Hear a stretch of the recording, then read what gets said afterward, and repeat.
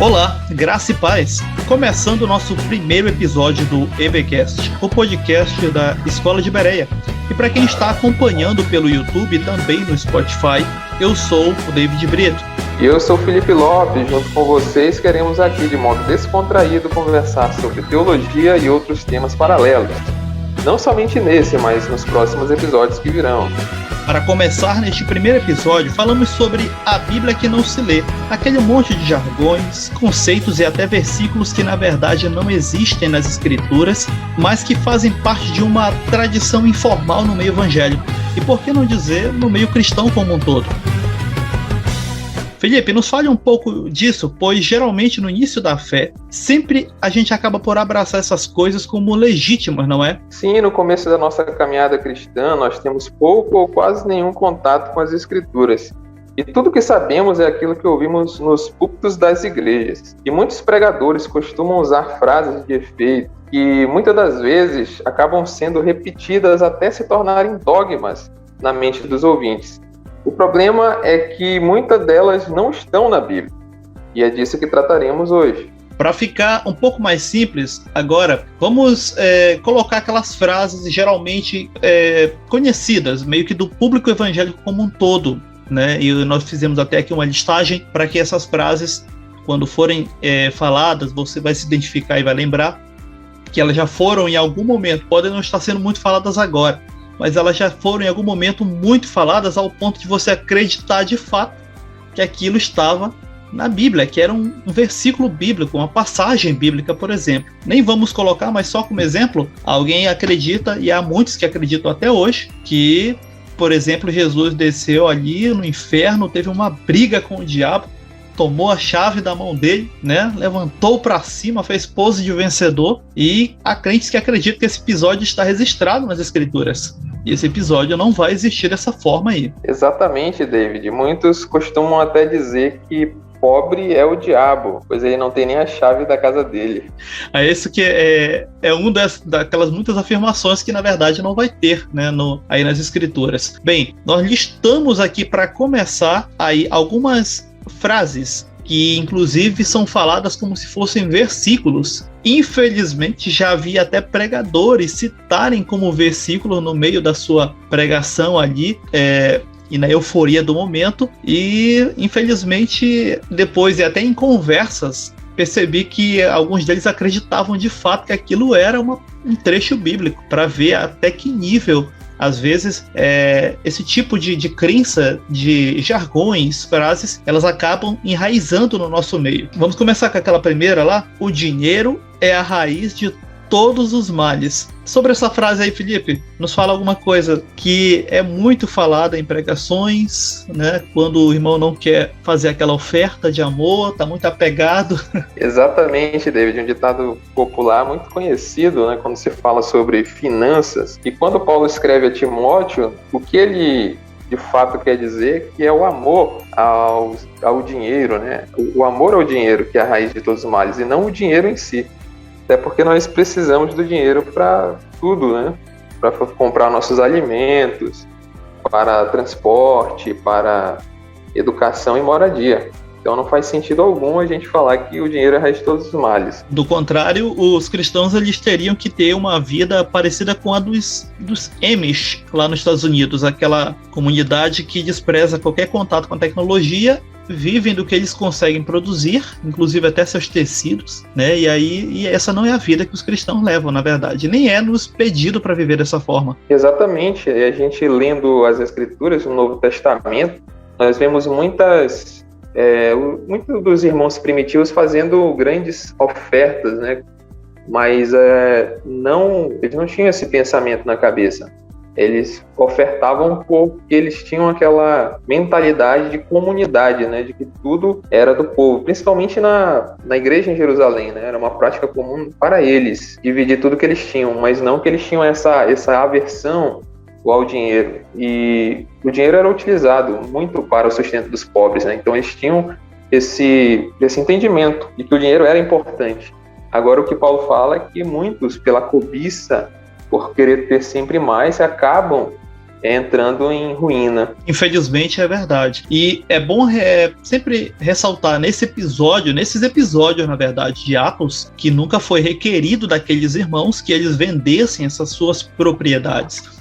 Eles começaram a fazer isso de modo voluntário por ver a necessidade que os apóstolos tinham de se responsabilizar por muitas pessoas ali que não tinham independência financeira, precisavam comer todo dia. Então, agregava-se ali aos irmãos muitas viúvas, órfãos, né, e pessoas que estavam desamparadas realmente. E alguns irmãos estavam tão dedicados à função de evangelizar, de estar ali integrado, né, no chamado, que simplesmente, eu não estou usando aquela terra, vou vender, eu vou dar o ganho dela aos apóstolos, e isso vai se tornar alimento aí por muitos dias para os irmãos que estão em situações aí de vulnerabilidade. Exatamente, nada era imposto, não era nenhum tipo de ritual, ou, né, como muitos acabam interpretando, um voto, ou até um dízimo, né? Uma oferta de amor. Sim. Outra frase bastante citada, né? Principalmente quando está se relacionada à questão do pecado, é que o cair é do homem, mas o levantar é de Deus, né? Isso, é outra que é comumente citada em pregações, e eu também já vi, infelizmente, sendo citada naquele momento em que o pastor está apresentando a pessoa, que vai estar entrando em um processo de disciplina, né? Aí ele olha para a igreja, faz a pessoa passar por todo aquele constrangimento e cita, né, este belo versículo, só que não, porque não existe nas escrituras, e fala essa frase: o cair é do homem, mas o levantar é de Deus. Exatamente, né? Apesar do princípio ser bíblico, né, pois só Deus pode levantar o justo e ele perdoa de fato o pecado, né? Provérbios 24:16 diz: pois ainda que o justo caia 7 vezes, tornará a erguer, mas os ímpios serão arrastados pela calamidade. Então é um princípio bíblico, mas o versículo em si, a frase que normalmente é repetida, ela não se encontra em lugar nenhum das escrituras. Exatamente. A frase aí também muito falada, inclusive, aí mesmo no meio que não é religioso: Deus escreve certo por linhas tortas. Aquela situação em que saiu, aquela situação não planejada, de todas as formas deu errado, mas no final o resultado saiu, de alguma forma. E alguém vai e cita também este versículo aí que não existe, né? Deus escreve certo por linhas tortas. Infelizmente não é algo bíblico também, né? Mas as pessoas, em muitos casos, acreditam ser. E quem nunca passou pelo aquele momento final do culto, momento do apelo, e um começa a olhar pelo outro, vê que tem alguém novo visitando a igreja e que ainda não faz parte daquela denominação, e o pregador solta aquela célebre frase: quem não vem pelo amor, vem pela dor. Como se fosse um versículo bíblico legítimo, né? Para que a pessoa se sinta... citar a passagem. Ele não quer aceitar Jesus pelo amor, eu vou botar medo nele, ele vai vir hoje. É hoje, meu irmão.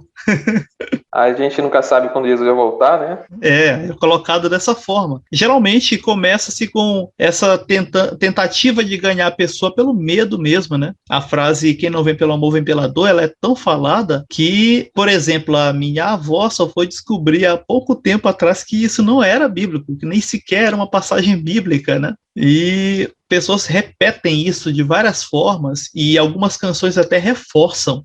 Infelizmente, no meio onde cresci, denominacional, várias canções reforçam essa ideia, né, de que quem não vem pelo amor vem pela dor. E de alguma forma, acho que a nossa cultura dá uma fomentada aí nessa frase como sendo uma verdade. Outra frase bastante utilizada é: o pouco com Deus é muito, né? Usada bastante para incitar pessoas a contribuir, né? A oferta que vai ser multiplicada, né? O pouco com Deus é muito, o muito com Deus é nada.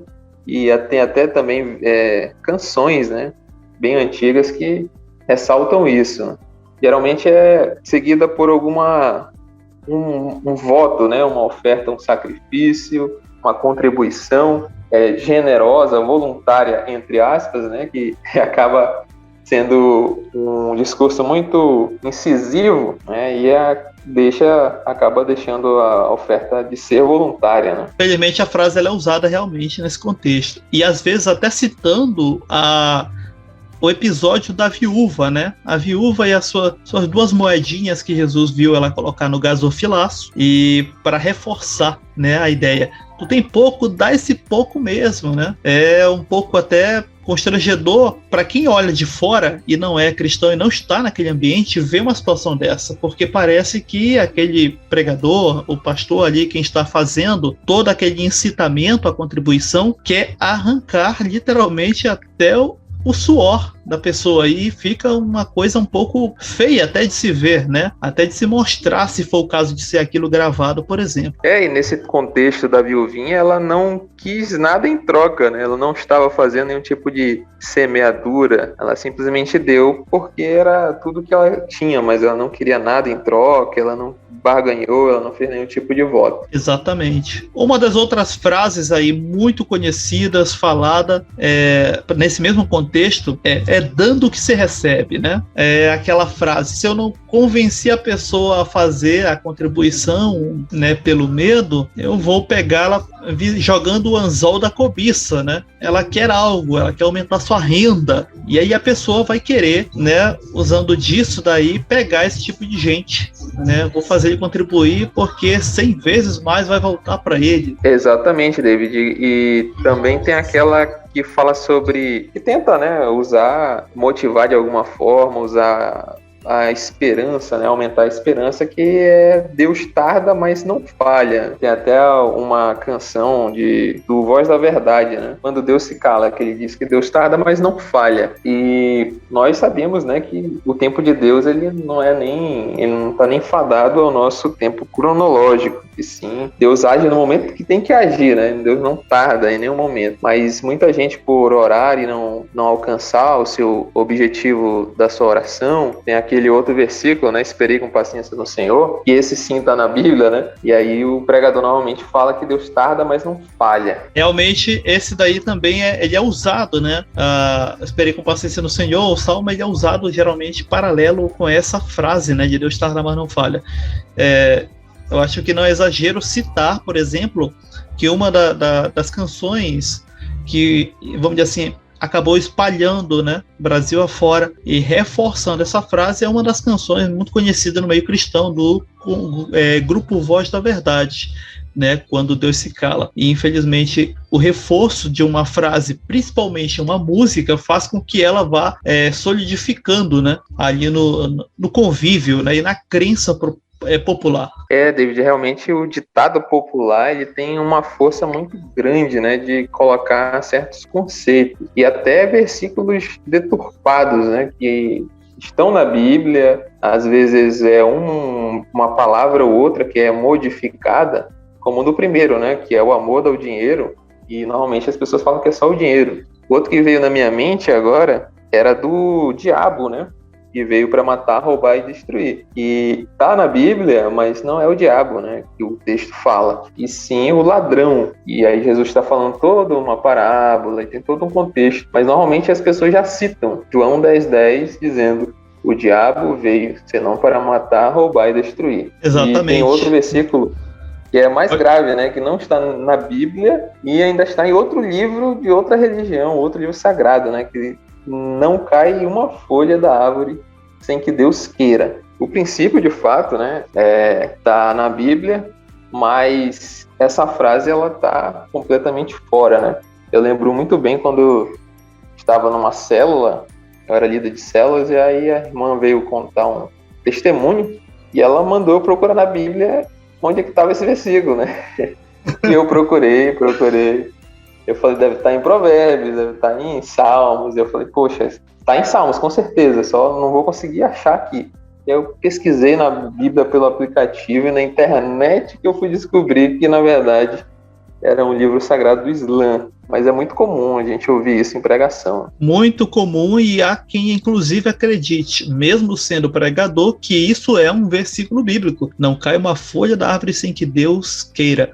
Eu parto de um princípio, por exemplo, e sempre e em conversa acabo citando isso, que o que Deus fez na criação é tão engenhosamente projetado que ele não precisa estar policiando as coisas para que elas aconteçam. Até porque se eu, por exemplo, sou um engenheiro e acabo tendo que todo tempo ensinar o cara como é que dá partida no carro sem que ele instintivamente consiga fazer isso sozinho, eu falhei como engenheiro. Ou seja, eu não fui tão inteligente ao ponto de projetar algo que pudesse ter certa autonomia, né? As coisas da natureza funcionando por regras biológicas e físicas não demonstra a ausência de um criador, mas da engenhosidade por trás dessa criação. Isso sim é soberania. Isso Exatamente. Sim é o conceito de soberania divina.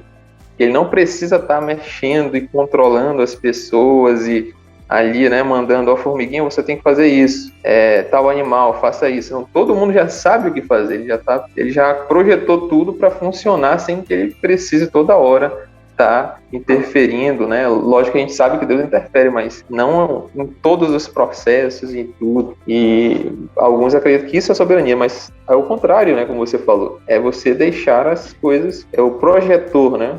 Projetor do universo, e tudo está sob o controle e sobre a soberania dele. Mais uma dessas frases aí que é muito comum: esforça-te e eu te ajudarei. Inclusive, eu lembro no ano que eu fiz vestibular, lá em 2008, essa frase ela estava pintada, né, em uma faixa no carro do irmão, como sendo um versículo bíblico, né? E a frase menor, pintada e pinchada em cima, dizia: e o Senhor disse a Josué, esforça-te e eu te ajudarei. Era um carro de uma das colegas lá do cursinho preparatório que o pai pintou e saiu desfilando, né, na rua, como se fosse um versículo bíblico, e na verdade não é bem dessa forma aí que foi falado, né? Essa versão ainda não vi, David.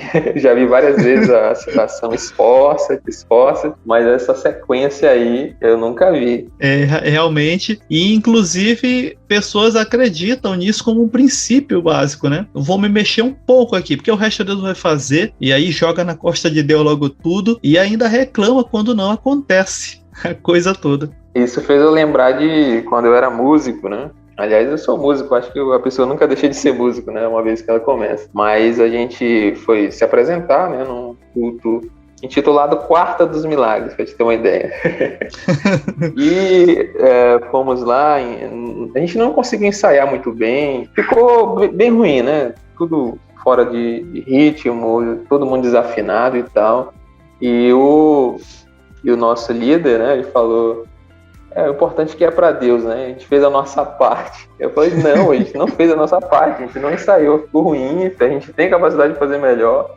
E a culpa é nossa, né, de Deus. Realmente. Mais uma frase aí muito comum: Jesus é o médico dos médicos, né? Muito comum, inclusive, em canções evangélicas aí, gospel, de vários segmentos, inclusive, não só aquelas mais triunfalistas, falam essa frase. Só que apesar de ser uma frase até bonita, ela não é bíblica, ela não é uma afirmação que você encontra em um versículo bíblico ali. Exatamente, né? Nós sabemos que Deus, Jesus, ele cura, é uma das principais características. Até quem vê o Jesus como não sendo o Filho de Deus, ou estuda aquilo que a gente chama de Jesus histórico, né? História de Jesus, ele cita Jesus como um curador, né? Ou um mestre que ensinava e fazia milagres. Então é algo bem característico de Jesus. Mas essa frase ou esse título não existe, né? Nós vamos ver, por exemplo, Rei dos Reis e Senhor dos Senhores. Talvez seja uma paráfrase, né? Misturando aí. Normalmente as denominações mais voltadas para a cura divina, né? Ali neopentecostais, principalmente.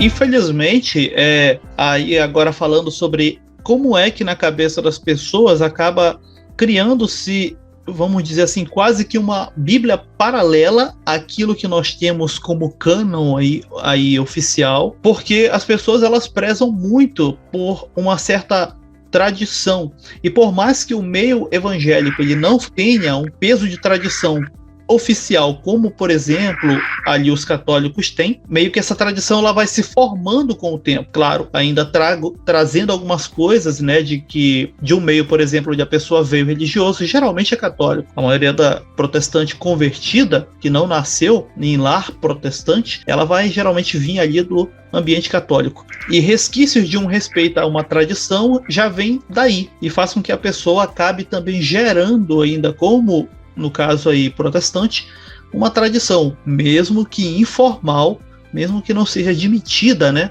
pelo credo oficial, por aquele meio ali da denominação onde a pessoa está. Exatamente, né? Tem uma grande distância entre a doutrina da instituição, denominação, e aquilo que de fato existe, né? Que é propagado, que é conversado entre os irmãos. Um grande exemplo é a doutrina da Trindade, né? Por exemplo, a Assembleia de Deus, ela defende a doutrina da Trindade, assim como a maioria das denominações. Mas é pouco pregado isso no púlpito, até porque quase ninguém entende toda a mecânica por trás. Os próprios pregadores, né? O que fica na cabeça do povo é uma espécie de triteísmo. É o que eu acompanhei durante a minha vida aí, e a maioria era triteísta, acreditava em 3 deuses, ou seja, pensava que acreditava uma certa doutrina, e na verdade o que acaba sendo difundido é outra coisa. Por exemplo, na igreja anglicana tem a Low Church e a High Church, né? É tipo como se fosse uma igreja só, mas 2 divididas, né? Uma para alta classe, que é o que de fato está nos dogmas, nas instituições, e aquilo que normalmente é difundido, uma espécie de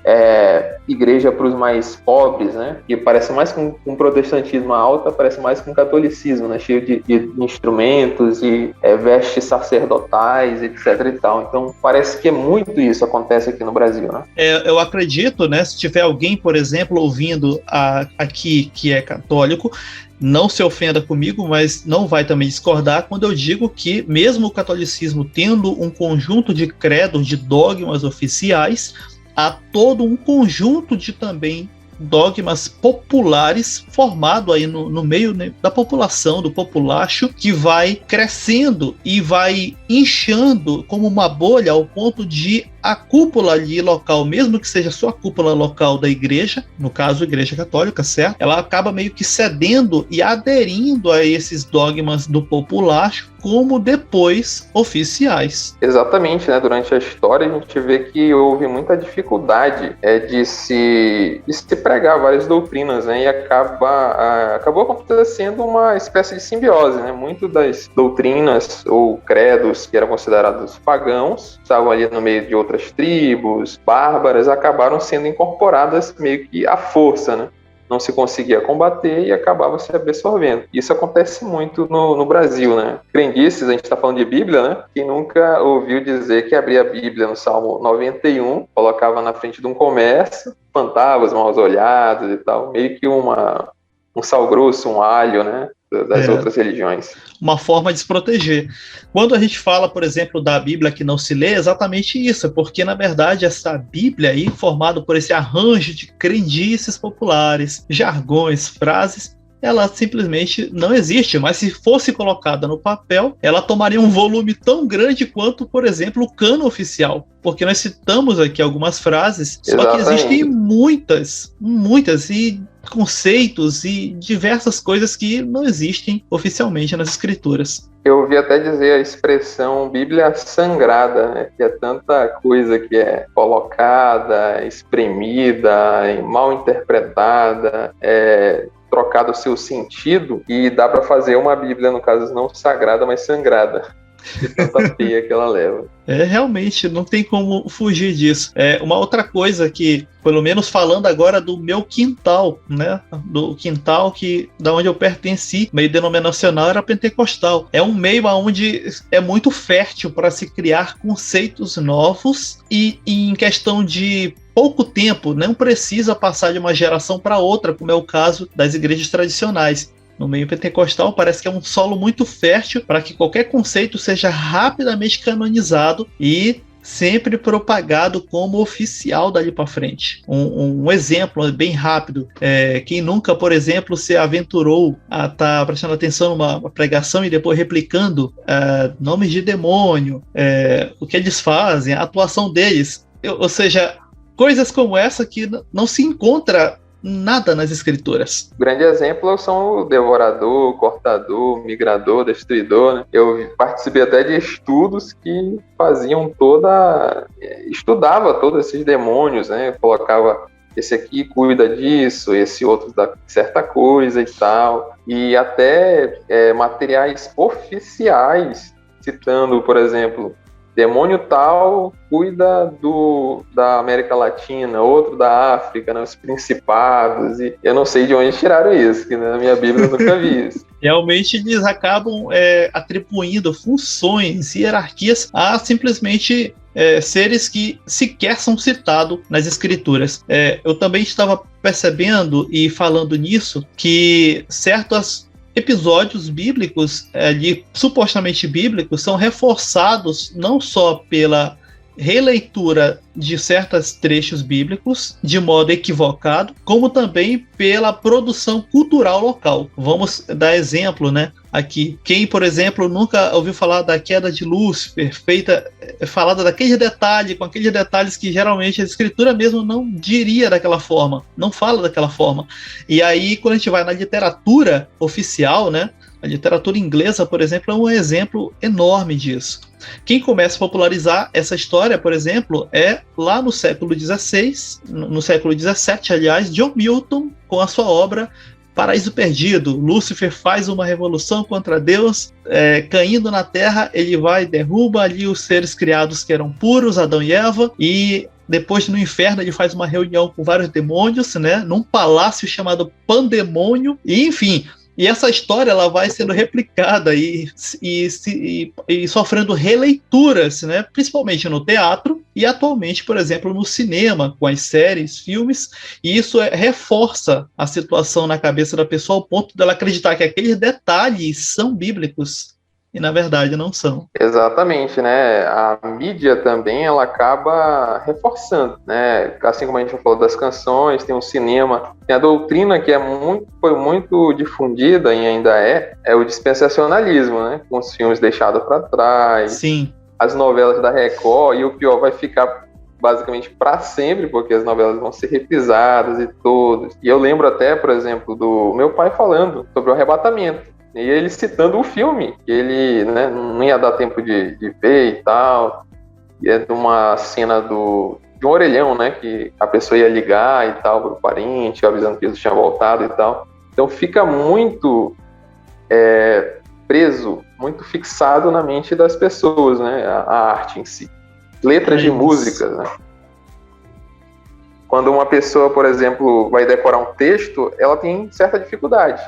Mas quando é colocado em forma de música, de poema, de prosa, a pessoa decora aí um livro, basicamente. Exatamente. Como a mente humana ela tem essa capacidade de identificar na musicalidade a informação de modo mais rápido, né? Inclusive era um recurso usado para que certos episódios no passado eram transformados em canções. Os vikings, por exemplo, vikings a gente fala no caso de modo aí mais ignorante, já que é um termo genérico para vários povos diferentes. Utilizavam-se do recurso de canções, né? Eles queriam ser marcados nas canções de heróis, porque alguém se colocar e ter disponibilidade para criar uma canção com o nome daquela pessoa é porque ela fez uma proeza muito grande e ela sabia que se fosse cantado o seu nome, né, ela se propagaria por várias gerações ali. A gente vê isso na Bíblia, né? Muitos dos livros poéticos eram canções, né? Salmos, Provérbios, Jó, né? Jó, a gente vê toda a estrutura, a literatura poética dele, né? A estrutura poética, o gênero dele, e em Salmos também, né? Para perpetuar, né? Exatamente. Falando em canções, frases, por exemplo, muito comuns em canções, né? Pegando esse gancho que não estão nas escrituras. Aliás, elas estão nas escrituras, mas elas não são exatamente aquilo que é cantado, principalmente cantado, porque eu já ouvi muito em canções. Uma delas é: diante do Senhor a tristeza salta de alegria, né? E é uma coisa que tem na escritura, mas não é exatamente dessa forma. E que as canções meio que causaram essa corruptela aí do versículo que não é diante do Senhor exatamente que isso acontece. Exatamente. Vai mudando, né, o seu sentido. E, cara, uma vez que é mudado e pega, né, viraliza, dificilmente a gente consegue reverter esse problema, né, essa corrupção de certo conceito. Acredito que outro texto também muito cantado, pregado também, e cantado eu já vi também bastante, é a passagem lá de Provérbios, né, 8:17. Aqueles que buscam de madrugada, né, Aí em canções eles até mudam, aqueles que oram de madrugada, né, encontram o Senhor, né? Aí vem a famigerada frase, porque de madrugada a fila é menor. É muito comum e sempre repetido. Essa aí é... Quando não se leu ali o capítulo inteiro, a pessoa acredita que o Senhor ama aqueles que amam Ele e que o resto, né, não é amado. E que se de madrugada a pessoa busca, ela encontra. E se você ama, você tem que buscar de madrugada, né? De madrugada. É uma coisa que o texto não quer dizer. Quando, na verdade, está falando da sabedoria, né? Algo que você busca, que você quer descobrir, o conhecimento. Salomão bate muito nessa tecla, né, do conhecimento, busca, ata no teu pescoço e procura, né? Gasta o teu dinheiro nisso. E quando não tem nada a ver com Jesus orar de madrugada. Até porque senão limitaria Deus a um certo horário, né? E que Deus estaria tão ocupado e sucateado em determinado, e na maioria do tempo, que naquele horário ali era o melhor momento para todo mundo orar. Mas se fosse uma verdade, já encontraria outra incoerência, já que todo mundo ia ter a ideia também de orar naquele momento, ou seja, Deus ia estar ocupado do mesmo jeito. Então fica bem incoerente e ninguém percebe essas pequenas incoerências aí, desses versículos que foram corrompidos. Se fosse eu, ia orar de meio-dia, né? Porque tá todo mundo de madrugada, então a fila menor seria meio-dia durante o dia. Exatamente. Mas e outras passagens, Felipe, sobre essas corrupções que sofrem os textos bíblicos, que tu tens a dizer? O que eu vejo muito é mais a corrupção do sentido, né? Da falta de contexto, coisa que é colocada. Tem até uma frase que eu ouvi em um congresso de missões, né? Que é muito parecida com o Esforça que eu te ajudarei, mas eu lembro que o contexto falava da construção de um ídolo. Um pegava um martelo, o outro o prego, o barro e construía o ídolo, né? Todo mundo unido em busca de um objetivo. E o contexto em si estava falando da construção de um ídolo e não da obra missionária ou qualquer outra coisa que seja. Infelizmente, tem que se admitir que na hora de tentar se convencer sobre algum conceito, o pregador ele utiliza de qualquer argumento, né? Acho que é daí que, por causa disso, inclusive, que veio a frase lá do Islã, né? Não cai uma folha da árvore sem que Deus não queira. E acabou sendo enxertada no meio cristão como uma afirmação bíblica. E outra que veio do Islã também, né? Que cabe muito bem em congressos missionários, é quem ganha uma alma ganha o mundo inteiro, né? Já até foi citada aí. Outra frase realmente muito, muito citada, né? Ficou viralizada e muitas pessoas foram esclarecidas por causa da citação dela pelo Haddad, né? Numa entrevista quando era presidenciável. Exatamente. E acabou meio que por causa disso, muita gente falando nela, né? Foi citada em alguns programas e as pessoas aprenderam então que não era bíblica, né? Era de uma passagem também de um escrito islâmico. Ele poderia ter citado mais, né? Já pensou se ele faz uma sequência boa, o pessoal ia procurar e ia descobrir bastante, né? Realmente. E pode lá. E eu acho que o grande problema vem da falta de conhecimento do que é a Bíblia, né? Normalmente se tem no imaginário popular que a Bíblia é uma caixinha de promessas. Não sei se você já viu, né? Eu via quando eu era pequeno, né? Vinha uma espécie de bolsa, né? Com um zíper, com vários versículos, né, de bênçãos e promessas, falando, né, muitos fora de contexto, e você abria e via o que Deus tinha para falar com você naquele dia, né, a sua promessa, pincelava aleatoriamente. Dia. E lia a sua sorte, quase que um biscoito da sorte. Biscoito da sorte, então, versão gospel. Exatamente, faz muito sucesso, né, fazia muito sucesso. E as pessoas acham que a Bíblia é esse tipo de caixinha de promessas, né? Um monte de versículos que quando eu preciso, eu vou lá e leio. Mas, na verdade, ela é um texto. Na verdade, ela é uma coleção de livros. Cada livro tem o seu texto, a sua época o seu contexto, o seu objetivo, né? E também às vezes é deixado de lado. E nenhum versículo ele tem sentido em si mesmo se ele estiver isolado, né? Tem algo que é dito antes, algo que é dito depois. Falando nisso, é bom então reforçar aqui nesse primeiro episódio nosso, até mesmo o nome que acabamos adotando aí para o nosso episódio aqui, aliás, para os nossos episódios, né, que inclusive tem lá no perfil, ali já no Instagram, para quem está acompanhando por aqui, ou já conhece, porque Escola de Bereia, que é uma referência aos irmãos ali citados em Atos dos Apóstolos da região de Bereia. São os únicos cristãos ali que ganharam, inclusive, a titulação de nobres, porque eles faziam uma coisa que poucos fazem, mesmo nos dias atuais, que é de ir nas escrituras para checar, aquilo, claro, a escritura que eles tinham naquela época, para checar se de fato é daquela forma, né? Ou seja, eles tinham essa preocupação.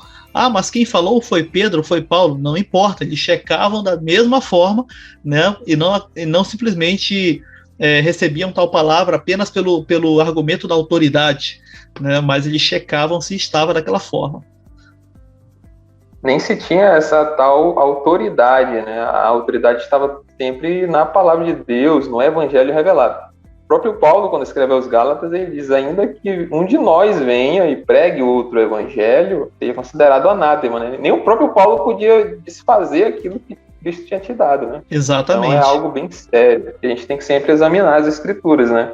E não ficar indo atrás de um vento de doutrina ou interpretação que às vezes é mais bonita, né? Algumas doutrinas, elas acabam pegando virando doutrinas populares porque ela tem esse apelo, né? É simples, é mais fácil de se entender, é mais floreado, né? A teologia da prosperidade, né? É muito bonito pregar que Deus vai te abençoar, você tem que ser fiel, você vai ofertar e vai receber 7 vezes mais, 70 vezes mais, que você vai receber as bênçãos de Abraão, né? Quem não quer receber as bênçãos de Abraão, né?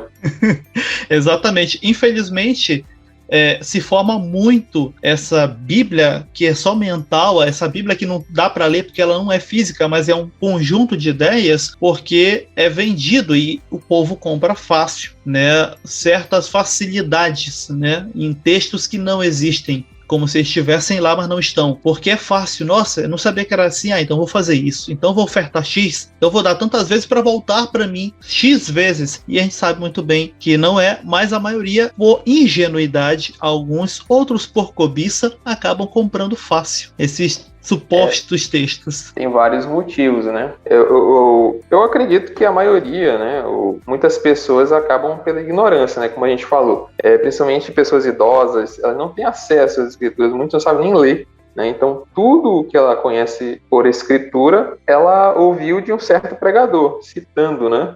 E aí o cara cita um versículo, outro versículo, e várias frases que nós já comentamos hoje, e a pessoa não tem aquela habilidade ou aquela possibilidade de conferir nas escrituras se está ou não, né? Então ela acaba absorvendo aquele conceito muito facilmente, pela ignorância. Mas aí algumas, de fato, têm a capacidade, a possibilidade, acesso à internet, né? E quer acreditar porque é fácil, né? Barganhar com Deus. Dessa forma, infelizmente. Para a gente chegando aqui quase que no final, que tipo de conselho a gente daria para meio que ajudar as pessoas a ter pelo menos um filtro mínimo para detectar se aquilo que foi falado pelo pregador, por mais rouco que a voz dele estava naquele momento, né? Ou então, por mais arrumado que ele estava, que tipo de conselho, de estratégia se daria para aquelas pessoas que, né, tivessem assim, então, para que elas pudessem, né, entender. E aí, opa, isso aqui eu acho que não é bíblico, não. O conselho que eu daria era examinar a escritura, né? Quem tem essas condições, né? Como eu falei, tem pessoas que não podem, não tem nem como. Mas a maioria tem como examinar, tem como procurar outras vertentes, outros tipos de interpretação sobre aquele texto. E examinar o contexto. O contexto diz muita coisa sobre isso, né? Se a gente analisar, a gente consegue compreender e entender que a Bíblia, como eu falei, né, tem todo o processo, tem várias nuances, várias formas de se interpretar, tem um contexto histórico, né, o contexto escriturístico. Por exemplo, eu não posso ler Salmos da mesma maneira que eu leio Gênesis, né, Apocalipse, as cartas de Paulo, né, são coisas que tem interpretação diferente. Forma de se ler, forma de se interpretar, o contexto histórico, o tempo, né? São milhares de anos entre Gênesis e entre Apocalipse. Então não dá para ler como se fosse o jornal de ontem, como se fosse uma coisa só, né? Monolítica. E tem todo esse processo de construção histórica até se chegar no texto, né? Muita gente acha que desceu do céu, bonitinho, né? Capa preta, com o seu zíper ali, tudo bonitinho. E não é, né? Um trabalho de milênios, né? Que cada um foi contribuindo ali com um pouco que tinha.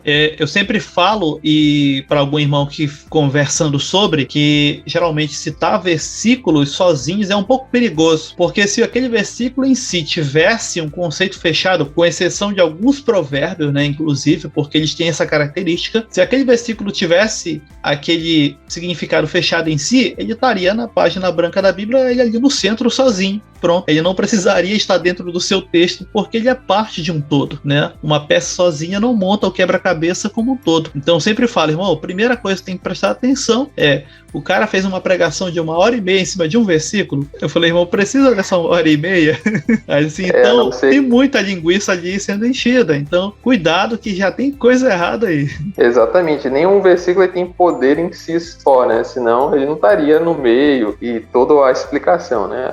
Exceto algumas exceções. Tem um que Paulo fala: concluímos, pois, que o homem não é justificado pelas obras da lei, mas sim pela graça. Isso aí já está dizendo, concluímos. Então dá para te tirar uma conclusão daquele versículo. Mas antes disso ele passa capítulos e capítulos e capítulos até chegar, né, nesse ponto, né? E normalmente com aquele pensamento de caixinha de promessas, as pessoas tendem a pegar, né? Tem até aquele meme, né? Deixa Deus falar comigo. Vou abrir a Bíblia, foi Judas e se enforcou. Vai tu e faz o mesmo, né?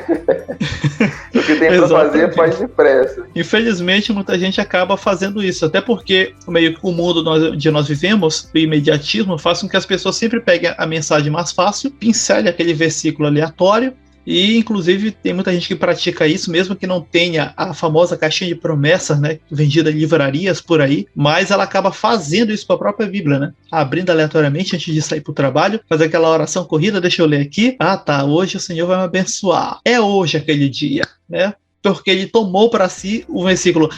Bem, ele está abrindo as escrituras, dificilmente vai cair naquelas páginas em branco entre Malaquias e Mateus. É muito mais provável, né? Probabilidade agora, que vai cair em algum texto. Não vai, nem que seja numa genealogia, vai cair. Tem que fazer um horóscopo, né? O horóscopo tem que fazer um horóscopo. Fala comigo aqui. Infelizmente, a mente ingênua ela vai comprar essas coisas. Infelizmente. E só vai obedecer se for uma coisa boa, né? Se abrir lá em Ezequiel, que fala que vai destruir a casa e tal, pela desobediência, ela fala, não, isso aqui não é pra mim, deve ser só pra Israel, né? Agora quando abre em Abraão ou Davi, né, que vai prosperar a casa, aí isso aqui é Deus mesmo, né? Eu senti que é Deus falando comigo. É verdade. Infelizmente tem isso também, né? A corruptela do texto ela começa por aí. Eu sempre acredito que parte do texto primeiro vira uma corruptela, né? Ao estilo, né, do Diante do Senhor, a tristeza salta de alegria, e depois acaba meio que se embrenhando para frases soltas, né? Para alegrar um pouco ali a plateia que ouve e que reforçando por outro, né? Porque foi alguém de grande nome que falou, aquilo acaba se tornando um texto bíblico, entre aspas, aí. E quando na verdade não vai estar lá nas escrituras. Quando normalmente sai do homem do Senhor, né? Homem de Deus, aí já tem aquele apelo à autoridade. Meu pastor falou, eu já até ouvi essa frase, exatamente isso. Tal coisa está na Bíblia, porque foi o meu pastor que falou. Eu perguntei para a pessoa, mas onde é que está escrito isso? Não sei, mas o pastor sabe. Ele falou que tá lá, então tá lá.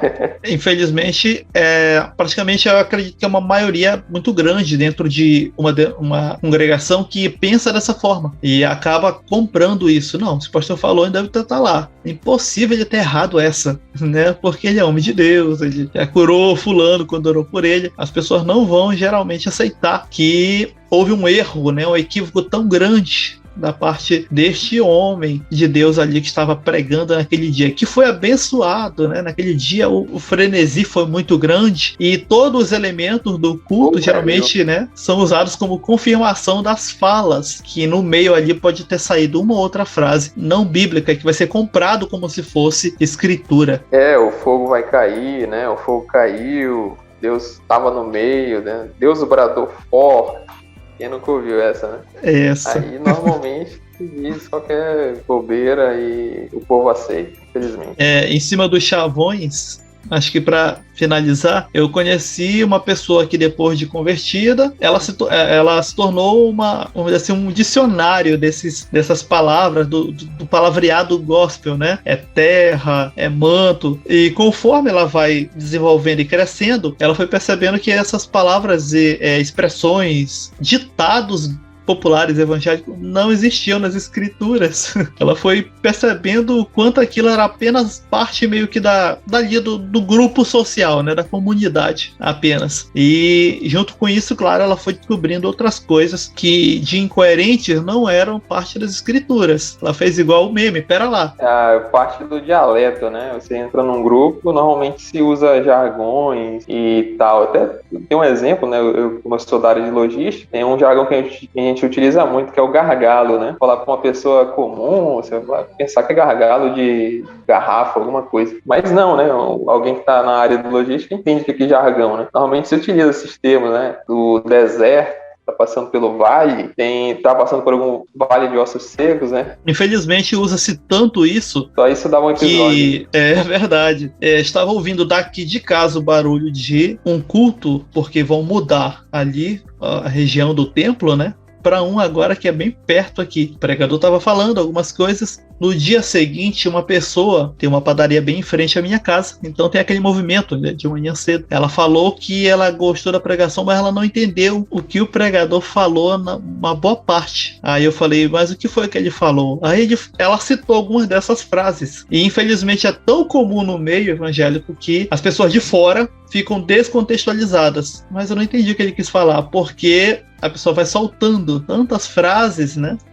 Como se fossem legítimas, né, cristãs, enfim. Mas na verdade é só os jargões ali do meio, né, evangélico, local inclusive, que a pessoa que não é dessa convivência simplesmente fica perdida. Ou seja, já dizia uma professora minha, uma ex-professora minha de linguística, né, não houve comunicação. Aí, se o receptor não entendeu o emissor, não houve comunicação. Mas o cara estava na unção, meu amigo, não importa. O princípio da conversa é isso. Se o receptor não entendeu, não houve comunicação. Deve ser mistério, né, David? Deve ser mistério, né? Faltou o dom aí A pessoa não entende quem tá... Faltou o dom não é nem da tradução, né? Do dublador. Infelizmente. Bem, é isso, né? Até então, o nosso primeiro aí episódio, tratando de um assunto até um pouco mais light. Vamos ter aí outros assuntos um pouco mais, vamos dizer assim, não vou falar polêmico, mas pesados, né? Um pouco mais densos. E o Felipe vai estar aí junto com outros irmãos que também vamos estar sempre convidando aqui e ali. Vamos estar tratando aí de outros temas, né, correntes. Quem puder acompanhar pelo YouTube aí, né, se inscreve no canal, deixa aquele joinha para poder, né, ajudar a propagar o episódio, e quem está no Spotify também é bom compartilhar aí para ajudar na divulgação. Pessoal, é isso. Nós vamos nos encontrar aí no próximo episódio do EBcast, já o episódio 2. Esse aqui só foi para a gente poder iniciar e a gente ter um contato melhor, né? Além dos posts. Quem quiser, segue lá o perfil no Instagram, tem lá, e sempre os anúncios dos episódios vão sair por lá, ok? Até uma próxima. Graça e paz. Graça e paz.